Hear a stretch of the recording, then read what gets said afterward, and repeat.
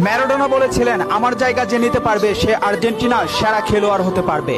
টেভেজ বলেছিল, যে মেসিকে বুঝে না সে ফুটবল খেলাই বুঝে না। ব্রাজিলের পেলে বলেছিল, মেসিকে কখনোই খারাপ খেলতে দেখিনি, সে সবসময় একই ধারে খেলে আসছে। পেপ গার্দিওলা বলেছিলেন, মেসিকে নিয়ে কিছু লিখবেন না, না লিখে ওকে শুধু দেখে যান, কেননা কোনো কোচ বা সিস্টেম তাকে আটকাতে পারে না। রাইকেট বলেছিলেন, মেসির গোল এক একটা শিল্পকলা, আবার বলেছিলেন মেসি মানে ফুটবলের ইতিহাস। ব্রাজিলের রোনালদো বলেছিলেন, মেসিকে অনেক বেশি কমফিট মনে হয়। ফিকো বলেছিলেন, মেসিকে দেখা মানে অর্গজমের পর অবিশ্বাস্য। জাভি বলেছিলেন, মেসি অন্যদের থেকে কতটা এগিয়ে এটা যারা বুঝে না তারা অন্ধ।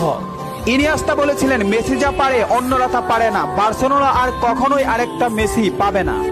ব্রাজিলের রোনালদিনহো বলেছিলেন, আমি একবার বিশ্ব সেরা হয়েছিলাম, কিন্তু তখনও বার্সার সেরা প্লেয়ার হতে পারিনি, কারণ তখন বার্সাতে ছিল মেসি। অরিফ বলেছিলেন, মেসিকে দেখলে সব সময় সতর্ক থাকতে হয়। ইব্রাহিমোভিচ বলেছিলেন, মেসির বাঁ পায়ে যথেষ্ট, ডান পায়ের কোনো প্রয়োজনই নেই।